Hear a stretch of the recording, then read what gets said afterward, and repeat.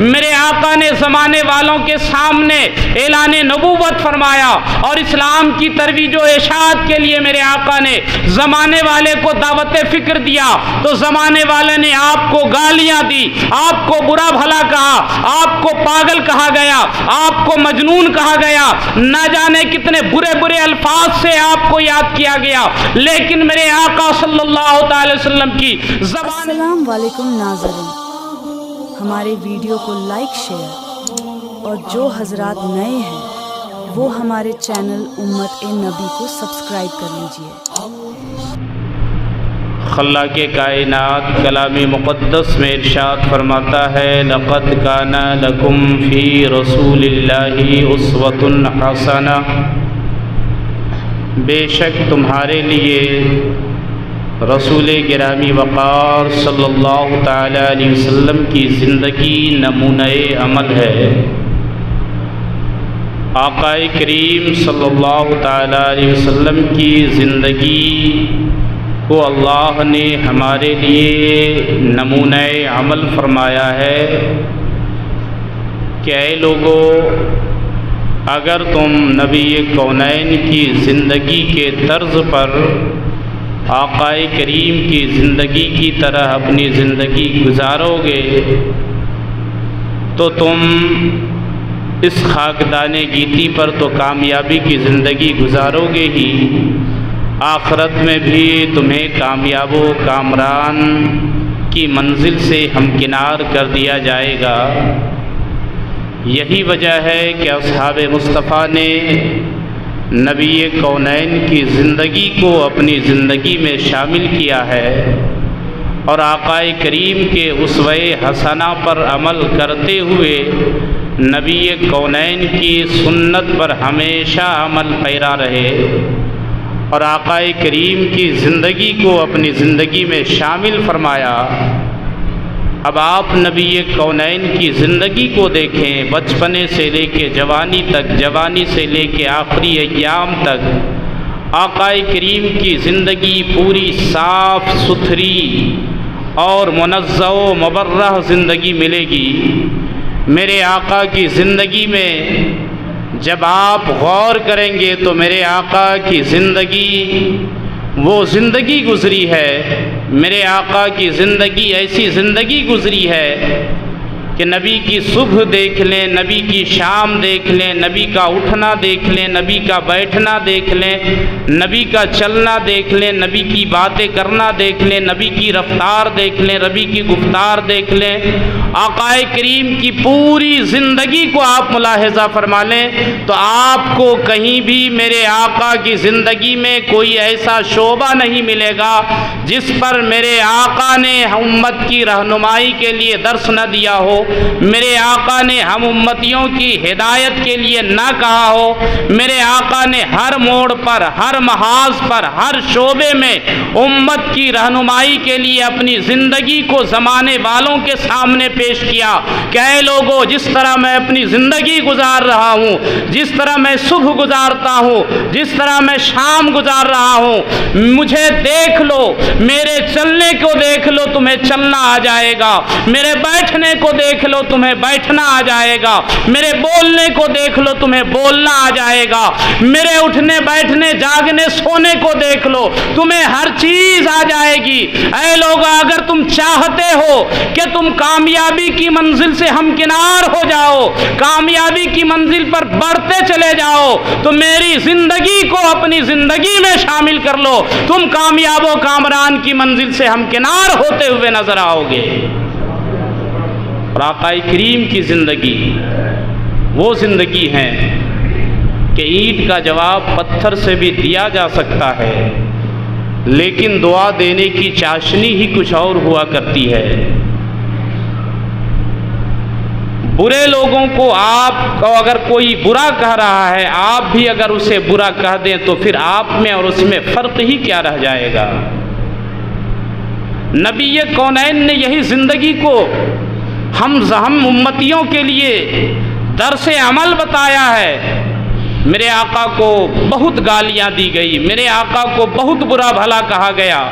میرے آقا کی زندگی کو آپ دیکھیں، مکی زندگی ہو چاہے مدنی زندگی ہو، میرے آقا کی مکی اور مدنی زندگی کو جب آپ ملاحظہ فرمائیں گے کہ کون ایسا دن ہے، کون ایسا وقت ہے جب اسلام کے فروغ و اشاعت کے لیے میرے آقا نے زمانے والوں کے سامنے اعلان نبوت فرمایا، اور اسلام کی ترویج و اشاعت کے لیے میرے آقا نے زمانے والے کو دعوت فکر دیا، تو زمانے والے نے آپ کو گالیاں دی، آپ کو برا بھلا کہا، آپ کو پاگل کہا گیا، آپ کو مجنون کہا گیا، نہ جانے کتنے برے برے الفاظ سے آپ کو یاد کیا گیا، لیکن میرے آقا صلی اللہ تعالی وسلم کی زبان فیض ترجمان سے کبھی بد دعا کے الفاظ نہ نکلے، کبھی اس کی برائی کے لیے الفاظ نہ نکلے، اس لیے کہ میرے آقا جانتے تھے کہ اگر یہ مجھے برا کہہ رہے ہیں اور میں بھی اس کے لیے بد دعا کر دوں، میں بھی اس کے لیے برائی کے الفاظ کہہ دوں، تو اس میں اور مجھ میں فرق کیا رہ جائے گا؟ اس لیے کہ میں اللہ کا آخری نبی بن کر آیا ہوں، اللہ نے مجھے رشد و ہدایت کے لیے زمانے والے کے سامنے بھیجا ہے، اللہ نے مجھے زمانے والے کی ہدایت کے لیے بھیجا ہے۔ اگر ان کے برے الفاظ سے میں اپنے دل کو ملول قاتل کر لوں، میں اس کے برے الفاظ سے میں رنجیدہ ہو جاؤں، ان کے برے الفاظ سے میں غمگین ہو جاؤں، تو زمانے والے کو ہدایت کی دولت کیسے دوں گا؟ زمانے والے کو رب کے قریب کیسے لاؤں گا؟ زمانے والے کو اللہ کا قرب کیسے دلاؤں گا؟ میرے محترم بزرگوں اور دوستو، یہی وجہ ہے کہ طائف کے بازاروں میں نبی کونین صلی اللہ تعالی وسلم جب دعوت دین کے لیے پہنچے ہیں، میرے آقا صلی اللہ تعالی وسلم نے دعوت اسلام زمانے والے کو دیا، اور ایک اللہ کی وحدانیت کا اقرار زمانے والوں کے سامنے کیا تھا، تو زمانے والوں نے آپ کو گالیاں دی، طائف والوں نے آپ پر پتھر برسائے، گالیاں دی، نہ جانے کیا کیا کہا، اتنے پتھر آپ پہ برسے کہ آپ کے جسم نازنین سے خون کے چھینٹے نکلے، آپ کے نانائن اقدس خون سے بھر جاتے ہیں۔ حضرت سیدنا جبریل امین بارگاہ نبی میں حاضر ہوتے ہیں، یا رسول اللہ، یہ ایک فرشتہ ہے جو پہاڑوں کا فرشتہ ہے، اے میرے آقا اگر آپ حکم دیں تو طائف کے دونوں طرف کو یہ فرشتے پہاڑ سے دبا دیں اور ان کو زمین سے نیست و نابود کر دیں۔ لیکن میرے آقا صلی اللہ تعالی وسلم کی رحمت دیکھیں، میرے آقا کی زندگی کو ملاحظہ فرمائے، میرے آقا صلی اللہ تعالی وسلم نے حضرت جبریل سے کہا، اے جبریل سنو، تم نہیں جانتے ہو میں اس لیے اس دنیا میں نہیں آیا ہوں کہ لوگوں کے لیے بد دعائیں کروں، میں اس دنیا میں اس لیے نہیں آیا ہوں کہ لوگوں کے حق میں برا بھلا کہوں، میں دنیا میں اس لیے نہیں آیا ہوں کہ لوگوں کو تکلیف پہنچاؤں، لوگوں کو رنجیدہ کروں۔ اللہ نے مجھے اس دنیا میں اس لیے بھیجا ہے تاکہ میں روتے ہوئے کو ہنساؤں، تاکہ میں رنجیدہ لوگوں کے رنج کو دور کروں، تاکہ غمگینوں کے غم کو میں بانٹ سکوں، تاکہ پریشانوں کی پریشانیاں دور کر سکوں۔ اللہ نے مجھے اس لیے بھیجا ہے۔ اے جبریل تم نہیں جانتے، تم ایسا مت کرو، اس لیے کہ یہ لوگ آج مجھے نہیں سمجھ رہے ہیں، لیکن جب یہ لوگ مجھے سمجھیں گے تو یہی لوگ اسلام کی ترویج و اشاعت میں سب سے پہلا کردار ادا کریں گے، اور یہی لوگ میرے شانے سے شانہ ملا کر اسلام کی ترویج و اشاعت کریں گے۔ میرے آقا صلی اللہ تعالی وسلم نے جبریل امین کو روک دیا، اے جبریل ایسا مت کرو، اس لیے کہ اللہ نے مجھے اس لیے پیدا نہیں فرمایا ہے، بلکہ اللہ نے مجھے اس لیے بنایا ہے کہ میں لوگوں کی بے کسی، غمگینی، رنجیدہ خاطری سب کو دور کر سکوں اور لوگوں کو ہنستا اور مسکراتا دیکھ سکوں۔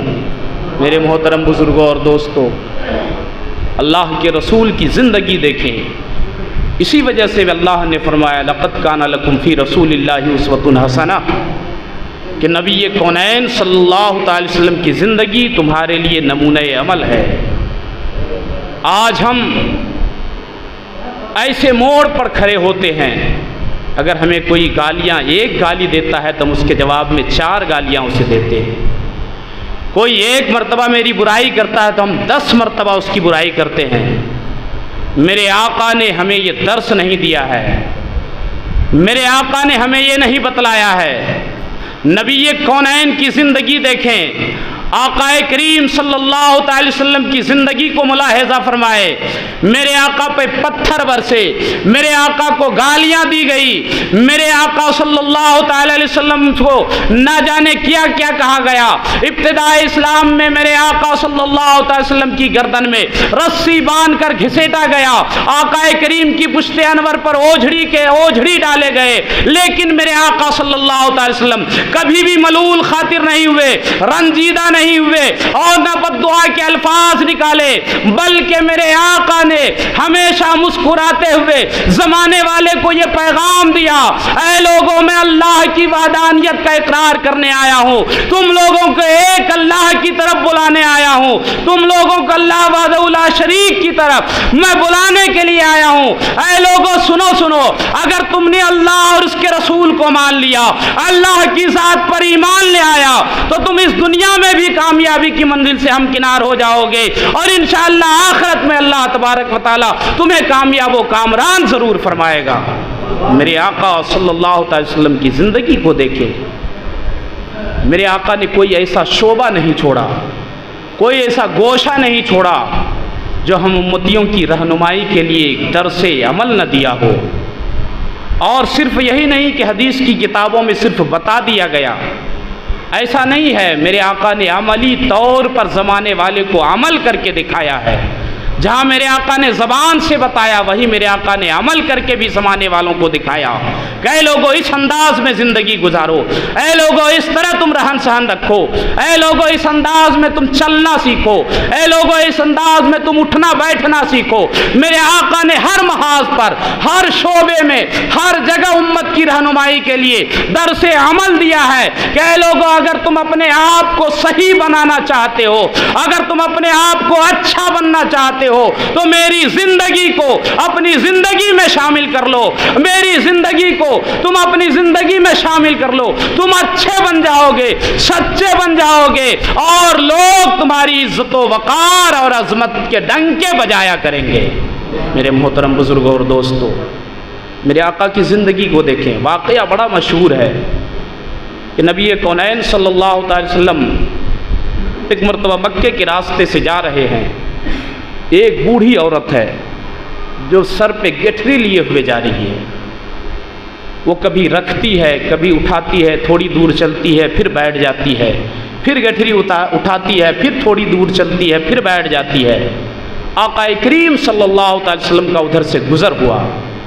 میرے آقا اس بوڑھی عورت کے پاس جاتے ہیں، عرض کرتے ہیں، ارشاد فرماتے ہیں، بوڑھی ماں کہاں جا رہے ہو؟ تمہارا گیٹری کا وزن بہت زیادہ ہے، تم سے صحیح سے اٹھ نہیں پا رہا ہے، کیا میں تمہاری مدد کر دوں؟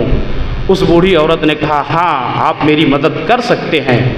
آپ اگر میری گٹھری کو اٹھا کر منزل مقصود تک پہنچا دے تو آپ کا بڑا کرم ہوگا.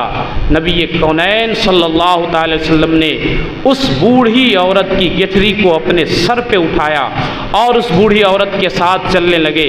اب راستے میں میرے آقا صلی اللہ تعالی وسلم گفتگو کرتے جا رہے ہیں، اے بوڑھی عورت تم جا کہاں رہی ہو؟ مکے کو چھوڑ کر کہاں جا رہی ہو؟ اس بوڑھی عورت نے برجستہ کہا، میں نے سنا ہے مکے میں ایک جادوگر پیدا ہوا ہے جس کا نام محمد ہے. وہ لوگوں کو اپنی باتوں میں پھنسا کر اپنے دین کی طرف بلا لیتا ہے، لوگوں کو اپنی باتیں سنا کر اپنے دین میں شامل کر لیتا ہے.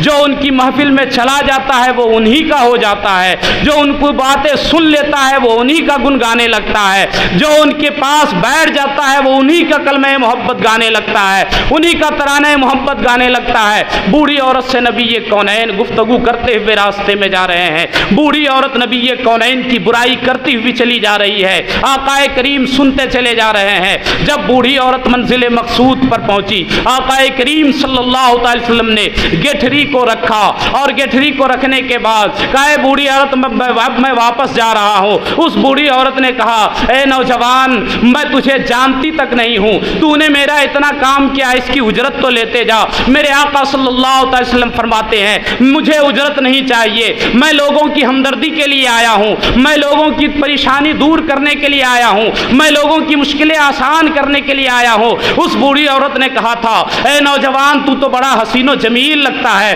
تو رہنے والا کہاں کا ہے، تو کس قبیلے کا ہے، تو کس خاندان کا رہنے والا ہے؟ نبی کونین صلی اللہ علیہ وسلم نے کہا اے بوڑھی عورت سنو سنو، جس کے ڈر سے تم مکہ چھوڑ کر جا رہی ہے، جس کے ڈر سے تو مکے سے واپس جا رہی ہے اور مکے میں رہنا تمہارے لیے گوارا نہیں ہے، جس محمد کو تو راستے بھر گالیاں دیتے ہوئے آ رہی ہے، جس محمد کی برائی کرتے ہوئے آ رہی ہے، اے بوڑھی عورت سنو سنو، وہ میں کوئی اور نہیں ہوں، اسی وہی محمد ہوں جس کو تم گالیاں دے رہی تھی، میں وہی محمد ہوں جس کی تم برائی کر رہی تھی، میں وہی محمد ہوں جسے تو جادوگر کہہ رہی تھی، میں وہی محمد ہوں جسے تو کاہن کہہ رہی تھی، میں وہی محمد ہوں جس کے ڈر سے تو مکہ چھوڑ کر جا رہی ہے۔ جب بوڑھی عورت نے اتنا سنا، اس کی زبان سے الفاظ نکلتے ہیں کہ اے محمد سنو سنو، تم جادوگر نہیں ہو سکتے، تم کاہن نہیں ہو سکتے،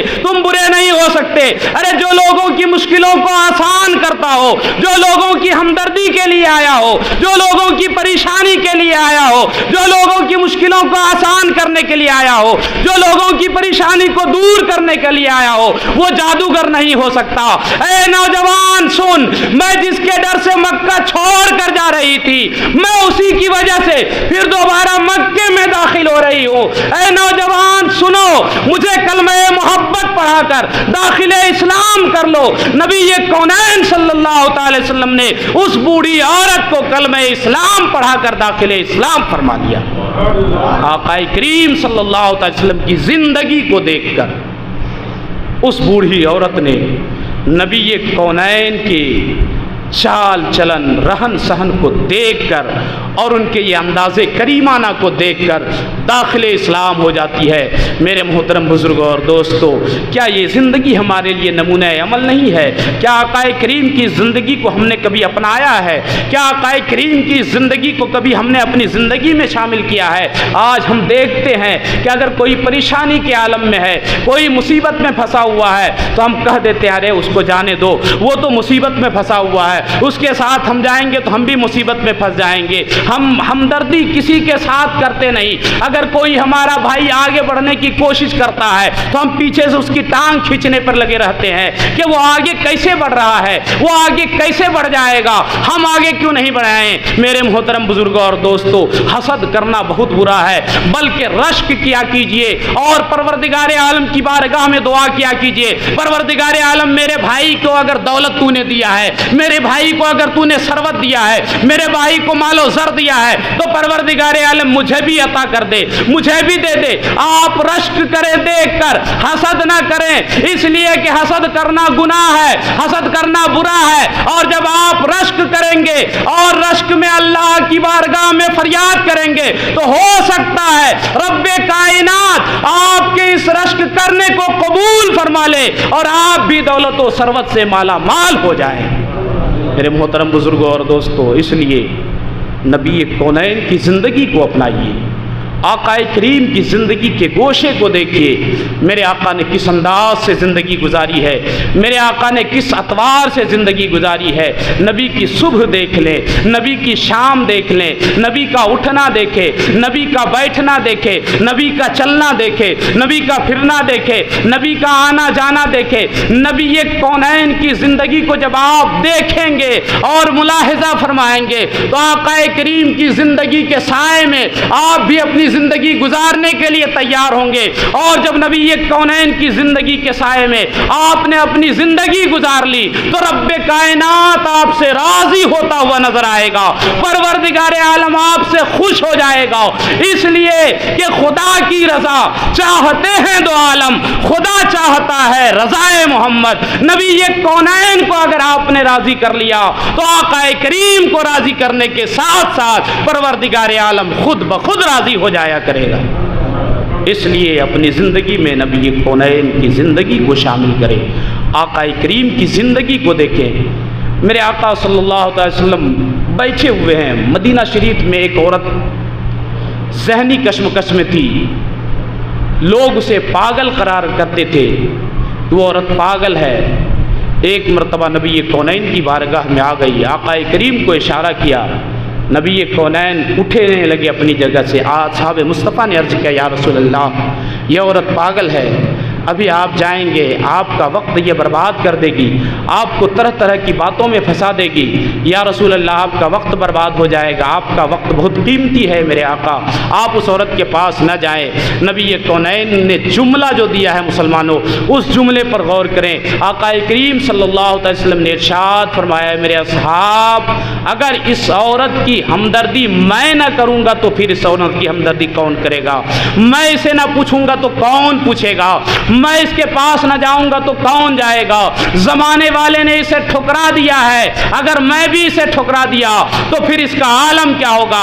اب نبی کونین صلی اللہ علیہ وسلم اپنی مجلس سے اٹھتے ہیں, اس عورت کے پاس جاتے ہیں. اب وہ عورت نبی کونین سے طرح طرح کی باتیں کرنے لگتی ہے. آقا کریم صلی اللہ علیہ وسلم اس کی باتوں کا جواب دیتے جا رہے ہیں, یہاں تک کہ مسلسل 4 گھنٹے ہو گئے. آقا کریم صلی اللہ علیہ وسلم کھڑے ہیں, وہ عورت گفتگو کرتی جا رہی ہے, نبی کونین اس کی باتوں کا جواب دیتے چلے جا رہے ہیں. جب 4 گھنٹے مکمل ہو گئے اس عورت نے اجازت مانگی, آقا کریم صلی اللہ علیہ وسلم نے اجازت دی. اب وہ عورت اپنے گھر کو جاتی ہے. نبی کونین پھر کاشان نبوت میں آتے ہیں. اصحاب مصطفیٰ دیکھ رہے ہیں کہ میرے آقا مسلسل 4 گھنٹے کھڑے ہو کر اس عورت سے گفتگو کر رہے ہیں. آقا کریم صلی اللہ علیہ وسلم مجلس میں تشریف لاتے ہیں.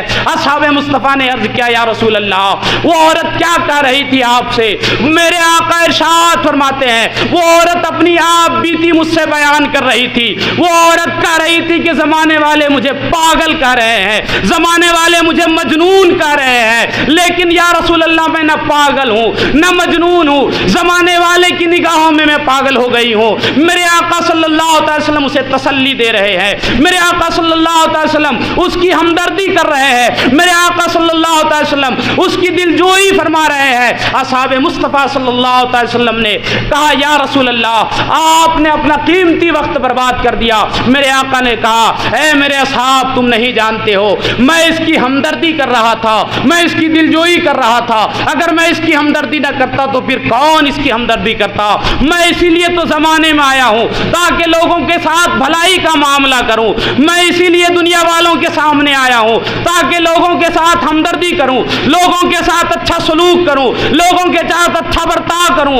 اور جب میں اچھا برتاؤ کروں گا, اچھا سلوک کروں گا تو ہو سکتا ہے میری اسی عادت کی وجہ سے لوگ ہماری طرف متوجہ ہو جائے اور اسلام کی ترویج و اشاعت ہوتی چلی جائے, لوگ داخل اسلام ہوتے چلے جائے. یہی وجہ ہے کہ آقا کریم صلی اللہ علیہ وسلم کے اخلاق کریمانہ کو دیکھ کر زمانے والے آپ کے قدموں میں سمٹتے چلے گئے اور زمانے والے نے اپنی آپ کو نبی کی غلامی میں داخل فرما کر داخل اسلام ہو گئے اور نبی کے غلام بن کر زندگی گزارنے پر مجبور ہو گئے. وجہ کیا تھی؟ نبی کونین کے اخلاق, نبی کونین کی سچی زندگی, نبی کونین کی اچھی زندگی. ہمیں اور آپ کو چاہیے کہ اپنے نبی کی سچی اور اچھی زندگی کو بھی ہم اپنی زندگی میں شامل کریں. آقا کریم کے اخلاق کریمانہ کو ہم اپنی زندگی میں شامل کریں تاکہ نبی کونین کے اسوہ حسنہ پر عمل پیرا ہو سکے. اللہ کریم کی بارگاہ میں دعا ہے کہ مولا کریم ہم سبوں کو نیک عمل کرنے کی توفیق رفیق عطا فرمائے. پیارے آقا صلی اللہ علیہ وسلم کے بتائے ہوئے اصول و ضوابط پر ہمیں عمل کرنے کی توفیق رفیق عطا فرمائے. وآخر دعوانا ان الحمدللہ رب العالمین والسلام علی من اتبع الہدی.